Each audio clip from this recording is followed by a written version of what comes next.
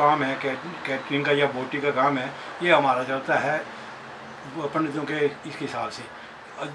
जनवरी से लेकर मार्च तक हमारी शादियाँ बिल्कुल बंद थी, आज पड़ा हुआ था, कोई काम नहीं था। मार्च अप्रैल और मई जून में हमारी शादियाँ खुली थी और एकदम लॉकडाउन लगा, जिससे हमारा जो काम है वो जीरो पे चला गया सारा। जिसके साथ हमारे साथ जुड़े हुए बहुत से लोग हैं, जैसे हमारे साथ काम वाले हैं, कुकिंग वाले बोटी हैं, उस्ताद हैं, वेटर हैं, हर आदमी इस टाइम बिल्कुल अपने घर में बैठा हुआ है, कोई और नहीं है, हमारे पास कुछ भी नहीं है। मतलब हमारा काम तो ऐसा है जीरो पे, हम तो रोटी के लिए हमारे पास सिस्टम को नहीं है, हमारा और कोई बिजनेस नहीं है।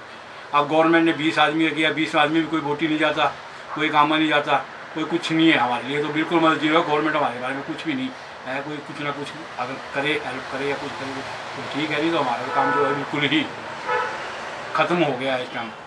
हमारे तो सीजन का काम होता है, ये तो है नहीं कि साल भर लगातार चलना है। ये हमारे 2-4-5 महीने निकलते हैं सीजन के, वही हमारे सबक इस टाइम कोरोना में चले गए। हम तो कोरोना के चलते तो हमारा काम बिल्कुल शून्य हो चुका है, क्योंकि जैसे हमारे कुल्लू में यहाँ पर बोटी बिहार शादी में बोटी वगैरह लगाने की परंपराएं हैं, जो बोटी भोजन बनाएंगे और पंगत इत्यादि में खिलाएंगे। तो इस प्रकार से अब जैसे सरकार की जो गाइडलाइन आ रही है, पहले 50 आदमी की थी, फिर 20 ही हो गए एकदम से। तो उससे अब लोगों ने भी ये सोच लिया कि भैया अब हम बोटी लगा कर क्या करेंगे, तो खुद ही कर लेते हैं कुछ। तो उससे तो लोगों में शायद डर भी पैदा हो गया, चलो बीमारी के चलते डर भी पैदा हुआ है।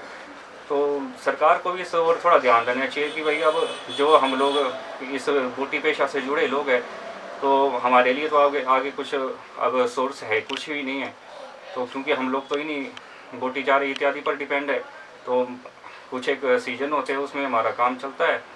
तो इस प्रकार से हमारा तो काम बहुत शून्य हो चुका है। सरकार को थोड़ा हमारी ओर भी थोड़ा ध्यान देना चाहिए, क्योंकि इस पेशे से जुड़े बहुत से हमारे कुल्लू में बहुत से लोग हैं, तो उनका सभी का कार्य बिल्कुल शून्य हो चुका है। मैंने सोचा कि बड़ी शादी हो जाएगी, धूमधाम से कर लेंगे।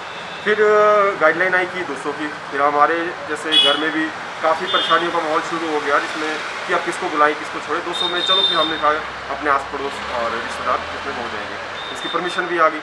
फिर उसके बाद जैसे इसकी परमिशन ली, फिर 50 की गाइडलाइन आ गई कि 50 में होंगे। फिर उसकी भी परमिशन ली, फिर उसके भी हम बहुत परेशान हो गए कि अब और कम करने पड़ेंगे, जिसमें फिर सिर्फ रिश्तेदार तक सीमित हो गए हम। उसके बाद जैसे ही 50 के बाद हमारी जैसे 30 से शादी शुरू की, 29 को दिन को गाइडलाइन आ गई कि आप सिर्फ 20 में करेंगे। अब उस वक्त हम नहीं जाना, जो जिनके घर में फंक्शन है वही जानते हैं किस तरह उनको भुगतना पड़ा, कितनी परेशानियों का उनके ऊपर आया, दबाव आया कि अब 20 में। अब 20 में तो आपको भी पता है कि 10 सब लड़की वाले होंगे, 10 लड़के वाले। अब 10 में कौन किसको छोड़ेंगे, जिसमें पंडित भी होता है, एक जहाँ 5-6 कैमरामैन होंगे वहाँ एक कैमरामैन।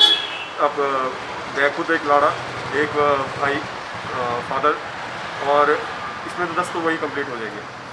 फिर बहुत मुश्किल से हमने किया कि अब चलो अपने ही हैं। अब टेंट वाले थे, टेंट को भी खर्चा लग गए थे, टेंट खाने कुकिंग वाले भी थे, उनको भी लग गया था। और जो अपने बैंड था उनको भी एडवांस सारा गया हुआ था। डीजे बुक थे, डीजे वाले सब पहुँचे हुए थे। सारा पैसा जिसका, जब तो वैसे ही पिछले साल से वैसे इनकम सोर्स सबके बंद है, तो जो खर्चा है वो भी सारा डूब गया, पैसे सारे डूब गए।